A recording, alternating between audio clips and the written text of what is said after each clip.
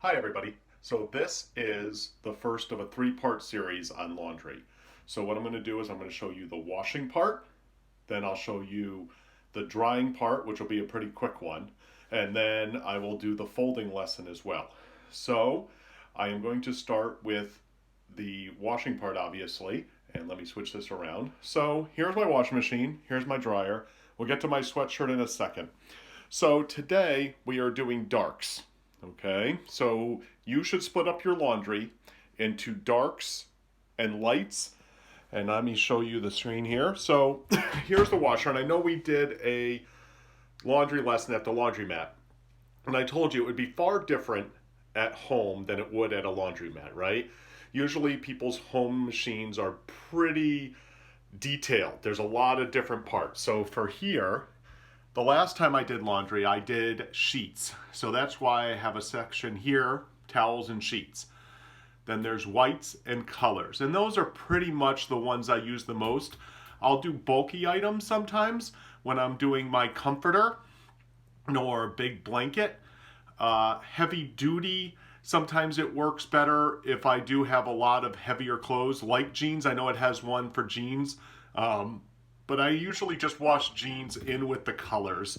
I don't have a lot of casuals or delicates. Those are things that, I just don't wear a lot. And even the active wear, which I do, I put it in with the colors. I think colors, whites, and towels and sheets are pretty much the areas of this washing machine that I use. So also here, it will show you different, so this is the time remaining, right? So it obviously for this is that it's a 35-minute wash cycle. And this is the temperature. This is the soil. So usually I keep, let me put that back on here. So the soil, I almost always keep it on normal. If I have something that's really dirty, if I did a lot of yard work, I might move it to heavy.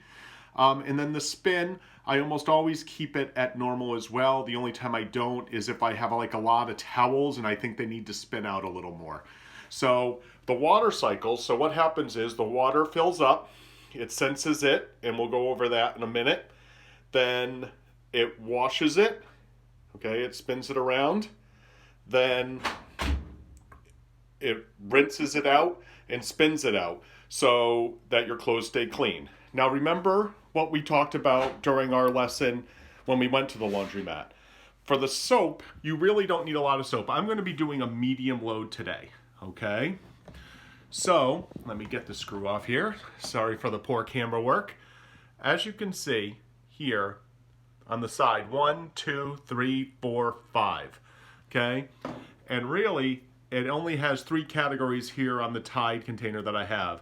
That you only need to fill it for 1 for medium loads, 3 if you're doing a large load, and then on a full load, you put it all the way up to 5. Now with these high efficiency machines, you don't need a lot of soap. And remember what we talked about with the soap.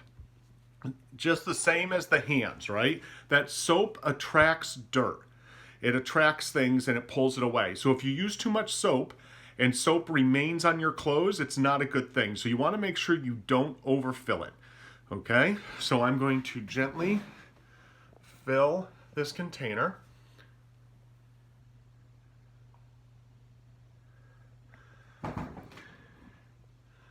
All right?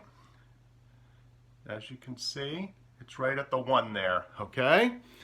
So then all I do is dump it into the machine, all right? Now I left a little bit in here and I'll tell you why in a second, all right? And then all you have to do is take your clothes and you should put them in just a couple at a time, okay? So they can kind of spread around. It makes the washer machine's job a little easier, okay? There's some of my jeans I told you about, all right? Good. And so now all the clothes are in except for this sweatshirt. All right, so this stain here is some coffee that I spilt on it earlier today. So I thought today would be a great day to do the laundry lesson. So there's 2 different things you can do with this, okay? Here's a spray and wash stick, all right? So that's used to pre-treat. So pre-treat is just kind of a fancy phrase for like getting some soap on it so it can get to work before it goes into the machine, all right? But I realize some people don't have that at their house, but they will have some type of soap, okay? And right here at the top, it says pre-treat tough stains with Tide. So basically it's telling me that I can put a little bit on here. So like I said, I left a little bit here, and I'm gonna pour some on there. Good. And just kind of gently put it on there, okay? And now I want to let that sit for a minute before I start everything up. So I put it on with the rest of the stuff. So once again, I'm going to put this on. Now some people, I have this, and this is just for the water turn off, and I don't know if anybody of you have this. Some people just have like the turn knobs. But I learned a long time ago, unfortunately the hard way, is that when you're really not using the water, you should turn it off because the pressure might build up on these pipes, or these hoses I should say. Now the hoses that I have now are very, very strong, but if you have a rubber hose, you probably should turn the water off so the water doesn't stay on there. Okay, like I said, we're gonna make sure it's on colors. Okay, and I know that I have that one item with the coffee that might move it up to a heavy soil, but I don't think so. Now, so what's wrong here? Well, what wrong is that it should be done in cold water colors, all right? You want to move up to warm if you are using whites, all right? And you see how the whites, when I moved it there, the time moved up? Because they take a little longer to cook. I mean to cook, to clean. And then the towels and the sheets, okay? You know, you might want in hot to really get that done. But we're going with cold for the colors, all right? We know it's going to take 35 minutes.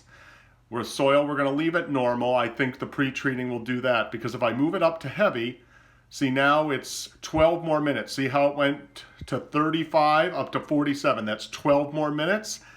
And then if I went to extra heavy, it's another 4 minutes. And obviously, the longer it's running, the more energy you're using. So the more money that you're spending, okay? Same with the spin. If I decided I wanted it to spin out more, it's going to take more energy to do that. It jumped to 45 more minutes. If I did max, it's another 5 minutes of time, okay?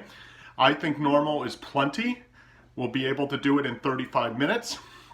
Once again, it's on color. If it was a really full one, okay? So if it was that kind, you can push the deep fill button. It would fill the water up more. Once again, the more water you use, the more energy you're using. For some of you, especially in Vernon, who are town water, the more water you use, the more you get charged, or on top of that. And so now, once again, I'm just double checking everything. The colors are set. The time is 35 minutes. We're on cold water. We're putting on normal soil, normal spin. Okay, I know this is kind of a fancy machine. We got it last year. All right, and we're gonna hit the start button. And you can hear it going. Now just quickly, you want to make sure that everything you used gets covered up. Now here, there's a little bit of soap left, but the way this is designed, once you put it on, it'll drip right back into the bottle, all right? So you can see this is starting to spin around. It's a high efficiency washer, and it's going to start doing its job. So after this, I'll show you just quickly the drying part of it. That will be another part of our lesson. And then we'll go over the folding part. And a lot of you know some of the stuff with the folding, not only because of the lesson that we did, but we lay pants up at Marshall's and TJ Maxx a certain way. We fold clothes at Walmart. So I know we all have kind of different ways of folding, and we'll go over that part in the third part of this lesson. But that's the wash part of this lesson. We'll wait the 35 minutes, and then I will show you the dryer part of those, and we'll go from there. I'll see you soon.